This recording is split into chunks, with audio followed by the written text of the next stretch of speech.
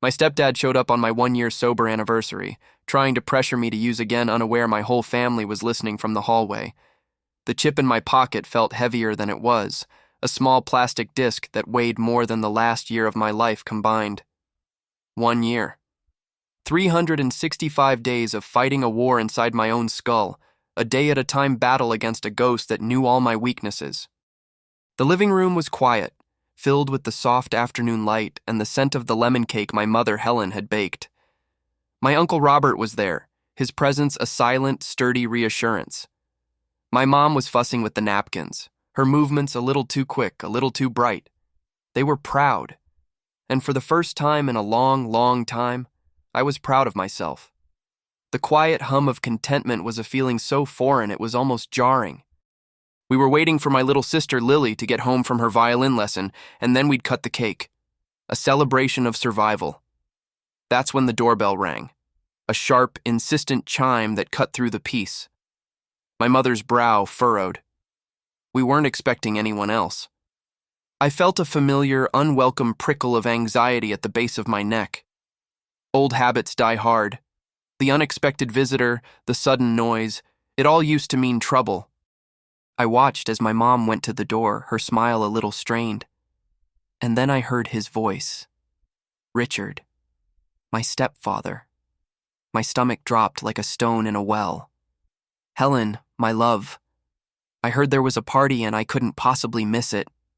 He boomed, his voice filling the house with a false bonhomie that always set my teeth on edge. He was a master of the grand entrance, of sucking all the air out of a room and making it his own. He walked in holding a ridiculously expensive bottle of champagne, a wide, predatory smile plastered on his face. He wasn't supposed to be here. I had made it explicitly clear in a conversation mediated by my mother that I needed space, that his presence was a trigger. He had agreed with a show of magnanimous understanding that I now saw was just another performance. My mother looked flustered, caught between her husband and her son. "Richard, I thought we agreed," she started, her voice trailing off as he swept past her. Uncle Robert stood up, his posture shifting from relaxed to rigid. He and Richard had always circled each other like wary wolves. "Richard, this is a private family gathering." "And I'm family, am I not?"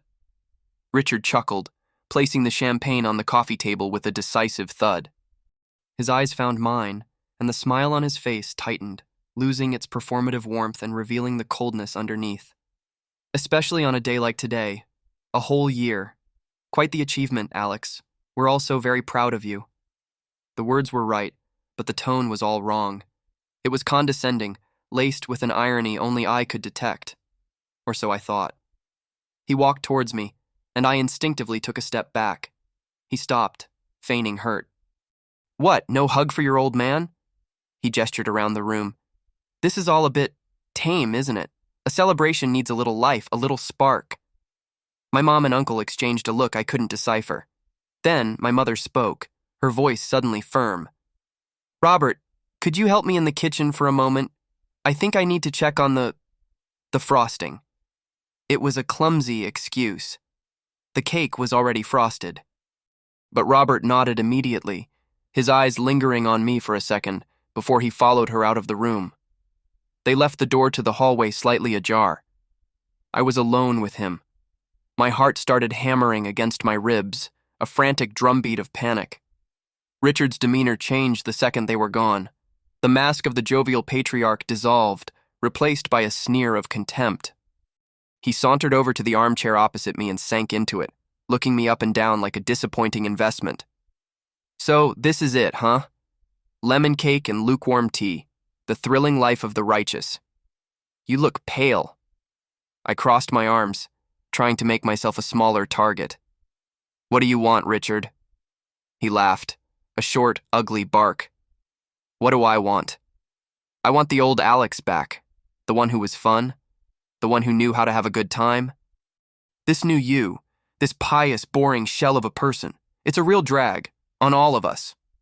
I just stared at him, the blood roaring in my ears. Every word was a carefully aimed dart, designed to puncture the fragile peace I'd spent a year building. "I'm sober, Richard. That's the point." "Oh, is it?"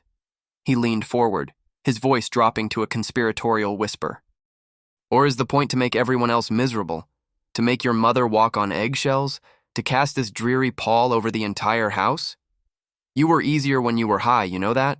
More manageable, quieter. You stayed in your room. You didn't have all these opinions.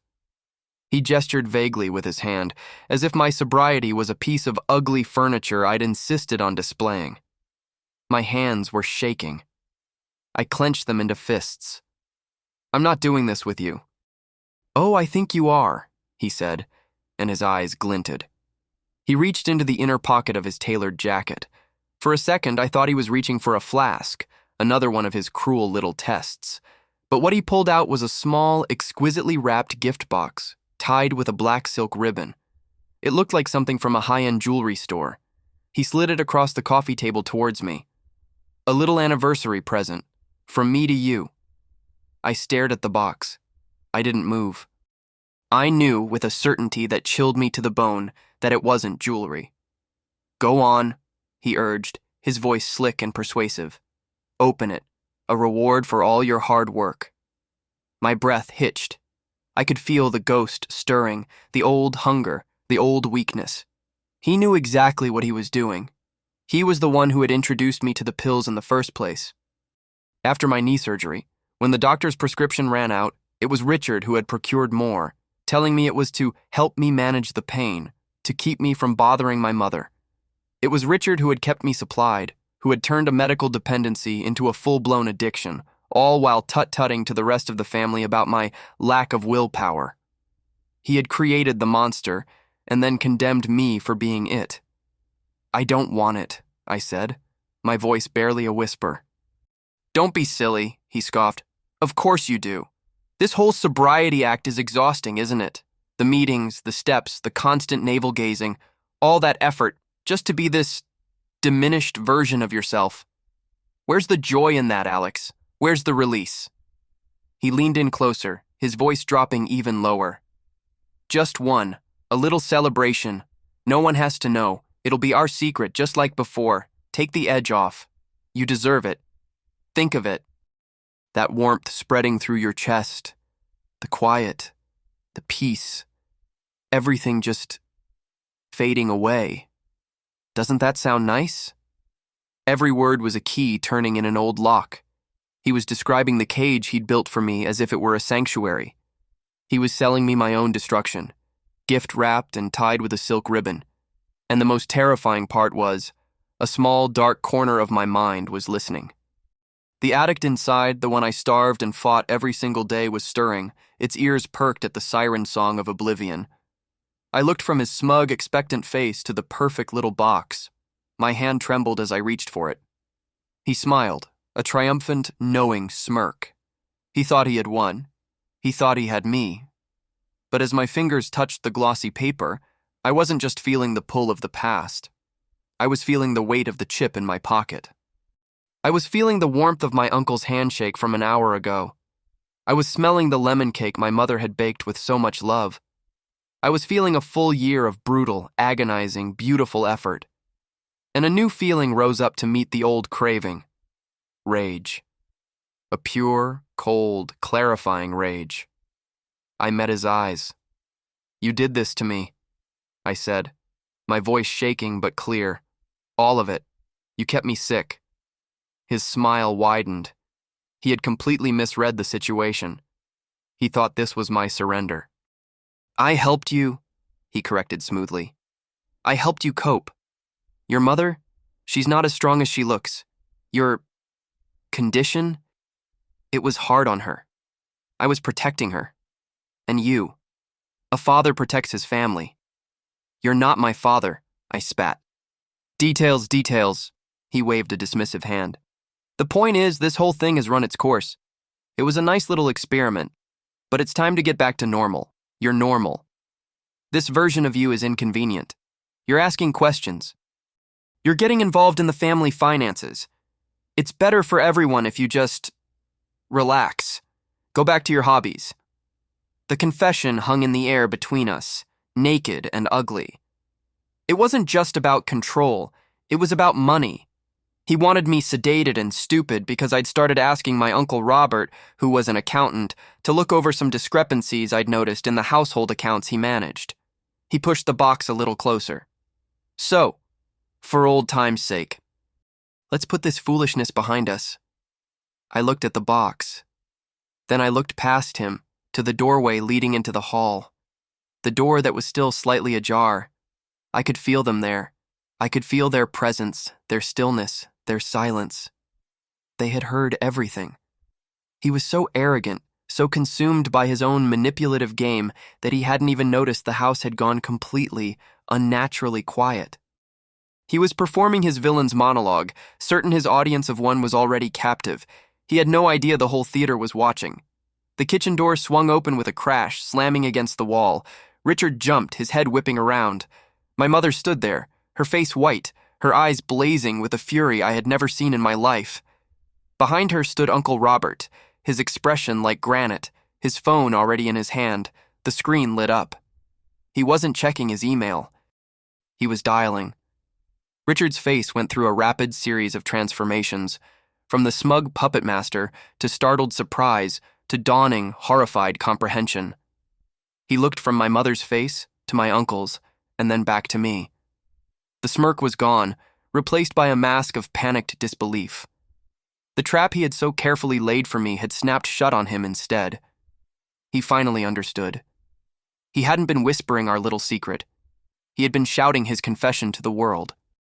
The silence that followed the crash of the door was the loudest thing I had ever heard. It was thick with the weight of everything he had just said. Betrayal, manipulation. The casual, cruel admission of keeping me sick for his own convenience. Richard's eyes darted between us, his mind clearly scrambling for an escape route, a lie, a way to twist this back into his control. But the truth was out, raw and undeniable, and there was no putting it back in the box. "Helen, Robert," he began, his voice losing its confident timbre and taking on a wheedling, desperate edge. "You misunderstood. This is a joke, a test. For Alex. A very poorly judged test, I admit, but a test nonetheless. To see how strong he is." He tried a weak, unconvincing laugh. "And look, he passed, with flying colors. I'm so proud." My mother took a step forward, her hands clenched at her sides. Her voice, when she spoke, was dangerously low. "A test? You call that a test? I heard you, Richard. We both heard you. More manageable. Inconvenient. You said you wanted him back on drugs because his sobriety was, what was the word? A drag?" Each word was a shard of ice. Uncle Robert held up his phone so Richard could see the screen. "I've just concluded a call with the police, Richard. They are on their way. I suggest you don't say another word until your lawyer is present." His voice was flat, devoid of emotion, which was somehow more terrifying than if he had been shouting. Panic finally broke through Richard's composure. His face, usually ruddy and confident, turned a sickly ashen color. "Now, let's not be hasty, Robert. This is a family matter. There's no need to involve outsiders. We can talk about this." He looked at my mother, his expression shifting to one of a wounded husband. "Helen, my love, you can't believe this. He's twisting my words. Alex has a history of this, you know that. He manipulates, he lies." It was the final, desperate act of a cornered rat, trying to use the very narrative he had created against me one last time. But the spell was broken. My mother looked at him, and for the first time I think she saw him for exactly what he was. Not the charming, capable man who had swept her off her feet after my father died, but a hollow parasite who had been feeding on our family's pain. "No, Richard," she said, her voice trembling but resolute. "I believed you for years. I believed you when you said he was weak.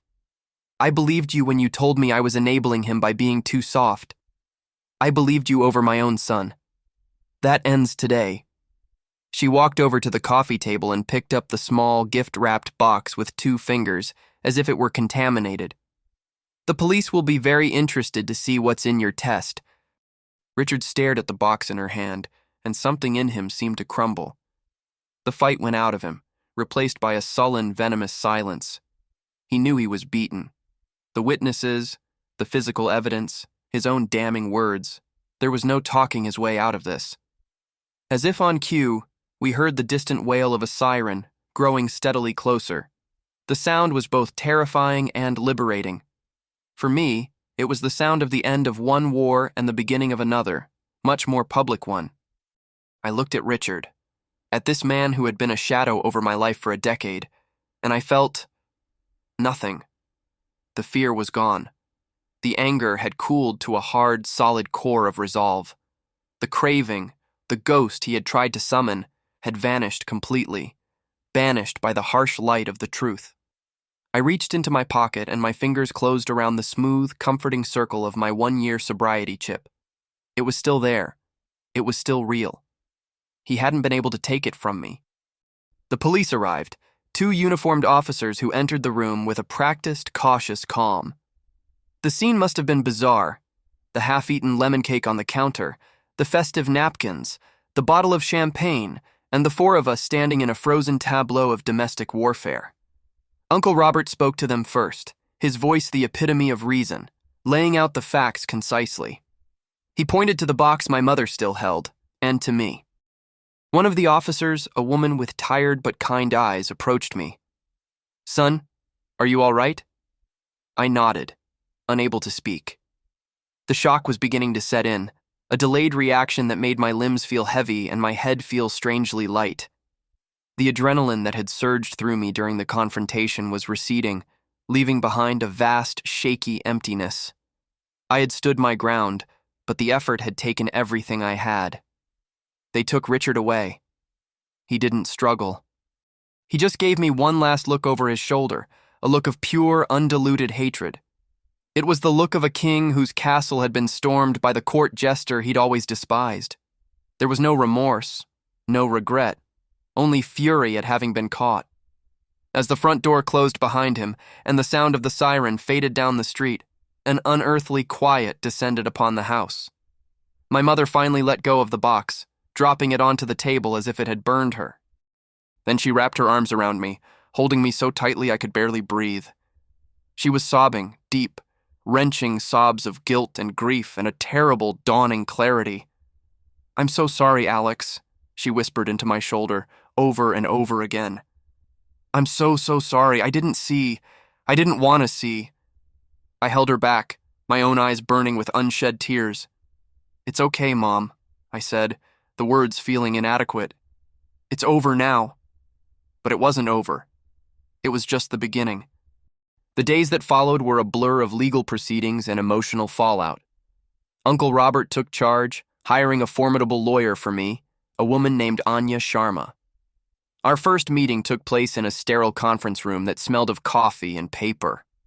Anya was sharp, direct, and radiated a no-nonsense competence that I found immensely comforting. "Alex," she said, after I'd recounted the story for what felt like the 100th time, "what Richard did is not just immoral, it's criminal. We have his confession, witnessed by 2 other people. We have the physical evidence. The box contained a significant quantity of high-grade, illegally obtained oxycodone. The district attorney is very interested. They're looking at charges of attempted distribution of a controlled substance, reckless endangerment, and possibly more." She paused, her gaze intense. "But I need you to understand, this is not going to be easy. Richard will fight this. His lawyers will try to destroy your credibility. They will use your addiction against you. They will paint you as an unstable, vindictive liar. They will put every mistake you have ever made on public display. Are you prepared for that?" I thought about the past year. The detox, the sleepless nights, the cravings that felt like a physical presence in the room. The group meetings where I'd shared my darkest secrets with strangers. The painstaking work of rebuilding trust with my family. I had fought for my life in private for 365 days. I could fight for it in public, too. "Yes," I said, my voice firmer than I expected. "I'm prepared." The first salvo from Richard's legal team came a week later. It was a motion to dismiss, accompanied by a sworn affidavit from Richard. In it, he painted a picture of me as a troubled, manipulative young man who had been blackmailing him for money to feed my habit. He claimed the anniversary gift was an elaborate sting operation I had orchestrated with my uncle to frame him, to get him out of the picture so I could have unfettered access to my mother's money. He twisted every fact, every detail, into a grotesque caricature of the truth. Reading it made me feel physically ill. He also began his campaign within the family. Phone calls were made to distant aunts, uncles, and cousins. He told them his version of the story, preying on their preconceived notions of me as the family screw-up. Suddenly, my mother's phone was ringing with calls from relatives offering support, which was really just coded language for, "Are you sure you know what you're doing? Alex has always been so difficult." The pressure on my mother was immense. She was forced to defend her own son against the whispers and doubts of the very people who should have been her support system. To her eternal credit, she never wavered. The scales had fallen from her eyes, and she saw Richard's manipulation for what it was. She filed for divorce, an act that solidified the battle lines and made the whole affair even more acrimonious. Meanwhile, I threw myself into two things: my recovery and building our case. I went to a meeting every single day. My sponsor, David, a gruff ex-biker with 20 years of sobriety, became my rock. "This is what the disease does," he told me after one particularly grueling meeting with Anya. "It doesn't just live in you. It lives in the people around you. It uses them to get to you. Your stepfather is an addict, too. His drug is control. You just took away his supply." Anya had me start a journal. She wanted me to write down every single memory I had of Richard's involvement in my addiction. Every time he'd found a bottle of pills when I was in withdrawal. Every time he'd given me cash telling me to go take care of myself so my mother wouldn't see me shaking. Every comment he'd made over the years that, in retrospect, was clearly designed to isolate me and keep me dependent. The process was excruciating. It was like excavating a buried city of trauma, one painful memory at a time. I wrote for hours, my hand cramping, tears blurring the ink on the page. But as the pages filled up, a pattern emerged. It wasn't random. It was a systematic, calculated campaign of sabotage. He had been poisoning me, slowly and deliberately, for years. The investigation moved at a glacial pace. Detective Miller, the officer who had responded to the initial call, was assigned the case. He was thorough, methodical, and initially, I sensed, a little skeptical. He'd seen enough messy domestic disputes to be wary. But the evidence was strong. The family's testimony was consistent. And then came the breakthrough. Anya, suspecting that Richard's motives were financial, had convinced my mother to authorize a full forensic audit of the family's finances, which Richard had managed since their marriage. She hired a specialist, a quiet man who spent 2 weeks poring over a decade's worth of bank statements, investment portfolios, and tax returns.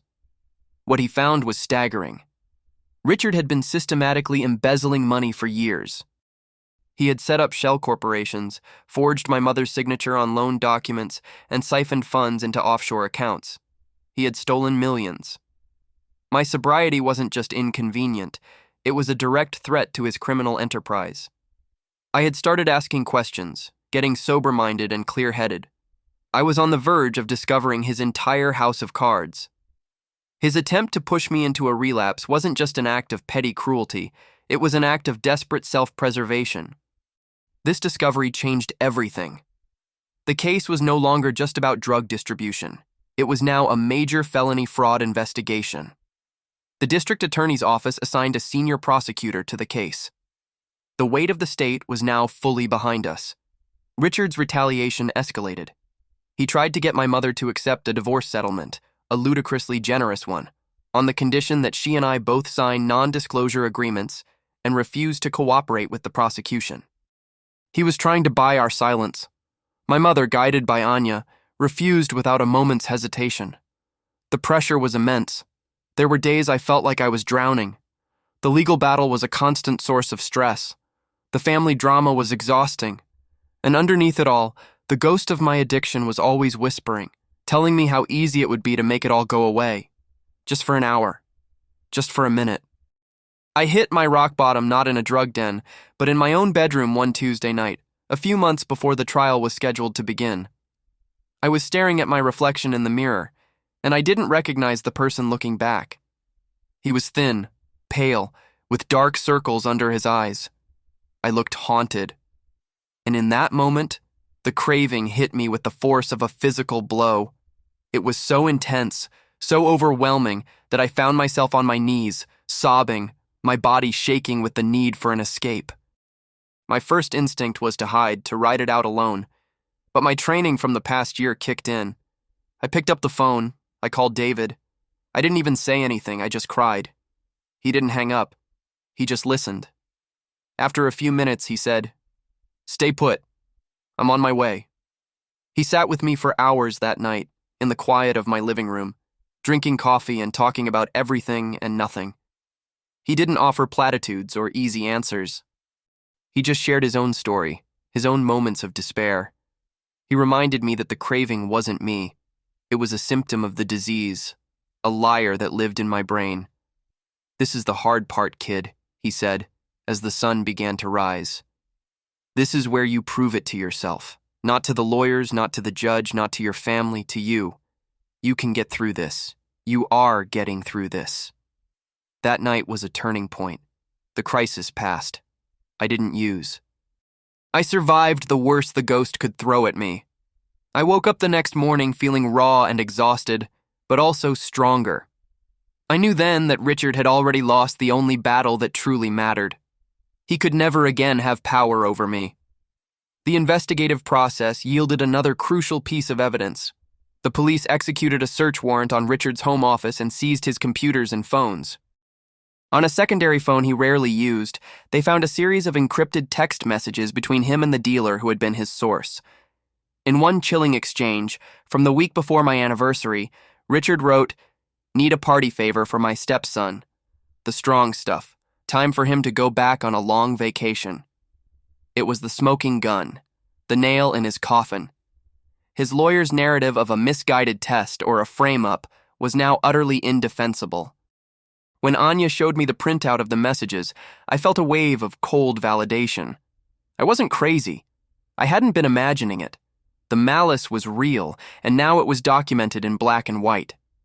The months leading up to the trial were a flurry of depositions, pre-trial motions, and strategy sessions with Anya and the prosecutor, Mr. Harris. We made strategic decisions. We would focus the jury's attention on the two clearest narratives, the financial fraud and the anniversary incident. The long, murky history of his emotional abuse and enabling was harder to prove and could muddy the waters. We had to be precise, clinical. The day the trial began, I walked into the courthouse feeling a strange sense of calm. The building was old and imposing, all marble and dark wood, designed to make you feel small, but I didn't feel small. I felt ready. My mother was on one side of me, my uncle on the other. David was sitting in the back row, a silent, steady presence. Seeing Richard at the defendant's table was jarring. He looked smaller, diminished without his expensive suits and commanding presence. He was just a man in an ill-fitting blazer, his face a mask of bitter resentment. He refused to look at me. The trial unfolded over 2 weeks. The prosecution laid out its case with methodical precision. The forensic accountant walked the jury through the labyrinth of Richard's financial crimes, using charts and graphs to make the theft undeniable. Detective Miller testified about the arrest, the evidence box, and the text messages. Then it was my mother's turn. She walked to the witness stand with a quiet dignity that filled the room. She spoke of her love for Richard, her denial of my addiction's true source, and the horrifying moment of realization in the hallway. Richard's lawyer tried to paint her as a woman scorned, lashing out during a messy divorce, but her testimony was unshakable. Her grief and regret were palpable and utterly believable. Finally, it was my turn.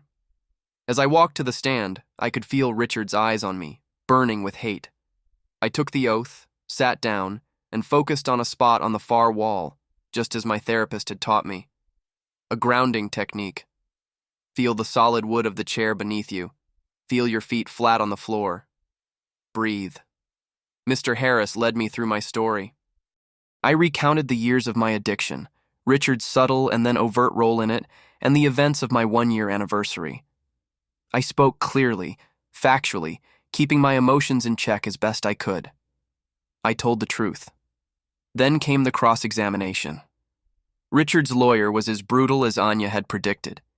He came at me with everything he had. "Mr. Evans, isn't it true that you have a long and documented history of lying to obtain drugs?" "Yes," I said. "When I was in my active addiction, I lied frequently." "You lied to your mother, to your doctors, to your friends?"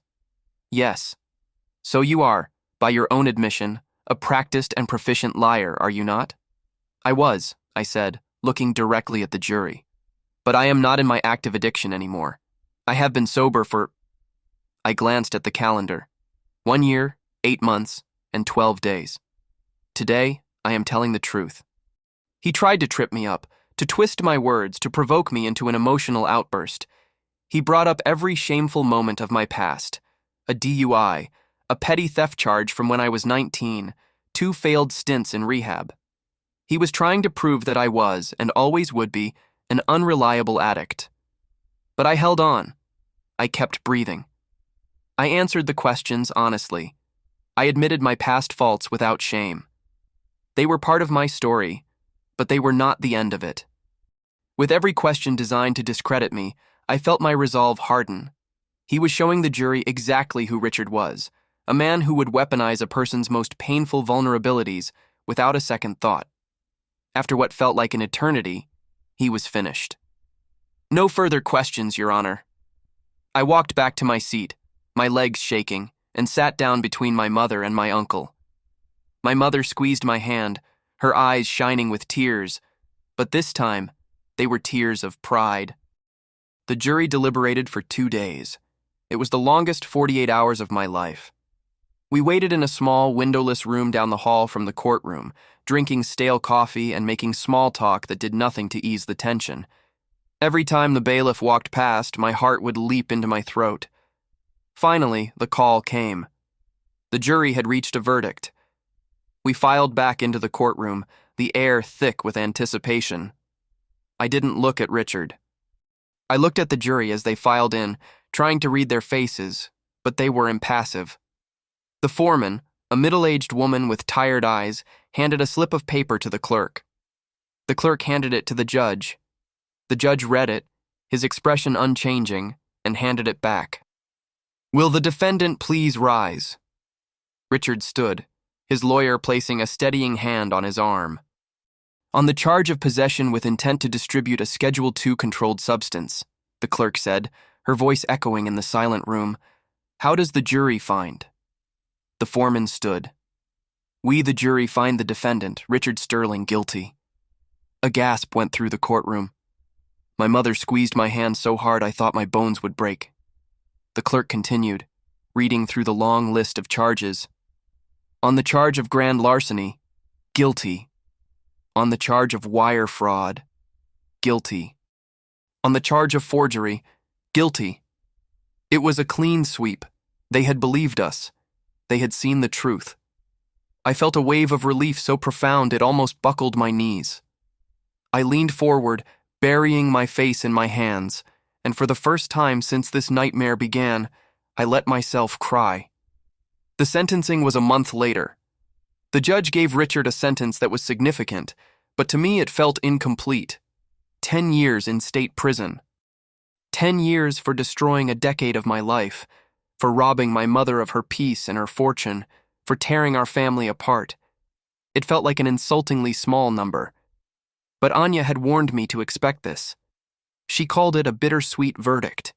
The system had worked, but justice and revenge are not the same thing. The law could punish him, but it couldn't undo the damage. It couldn't give me back the lost years. After the sentencing, as we were leaving the courthouse, I felt a sense of finality. Not a joyous, triumphant victory, but a quiet, somber closing of a chapter. The war was over. Richard was gone. The external threat had been neutralized. Now, the real work began. Rebuilding. The year that followed the trial was, in many ways, harder than the year that preceded it. The structure of the legal battle was gone, and I was left with the wreckage. My mother went through a difficult and protracted process of untangling her life from Richard's, both legally and emotionally. The civil suits to recover the stolen money would drag on for years. I continued with my therapy, learning to process the trauma not just of the addiction, but of the profound betrayal. I learned to set boundaries. The family members who had sided with Richard, who had believed his lies, were cut out of my life. It was a painful, necessary amputation. I had to create a safe space for myself, and that meant a smaller, more tightly knit circle of trust. My mother, my uncle, my sister Lily, David, they were my family now, the only one I needed. I poured my energy into my recovery. I started sponsoring another young man who was new to the program, sharing my experience, strength, and hope with him. Helping him helped me. It gave my pain a purpose. It transformed the ugly, shameful story of my past into a tool I could use to help someone else build a future. Life slowly found a new normal, a quieter, more stable rhythm. The cravings still came, but they were weaker now, more like faint echoes than roaring demands. I learned to live with the scars. They were a part of me, a reminder of the battle I had fought and won. On the anniversary of the day it all fell apart, the day that should have been my 1-year sober celebration, my mother, uncle, and I went out to dinner. There was no cake this time, no party, just the three of us at a quiet table in a small restaurant. We didn't talk about Richard. We didn't talk about the trial. We talked about the future. My mother was thinking of selling the house and moving into a smaller place, somewhere with no memories of him. My uncle was planning a fishing trip to Canada. I was thinking about going back to school, maybe studying to be a counselor. As I sat there listening to them talk, I reached into my pocket. My 2-year sobriety chip was there. It felt light as a feather. It wasn't a symbol of a fight anymore. It was a symbol of peace. The justice I had received in that courtroom was imperfect and incomplete. But the justice I had given myself, the gift of a second chance, of a life free from the prison of addiction and the shadow of my abuser, that justice was absolute. And it was enough. The quiet hum of contentment was back. This time it wasn't jarring. It felt like coming home. I was finally truly free.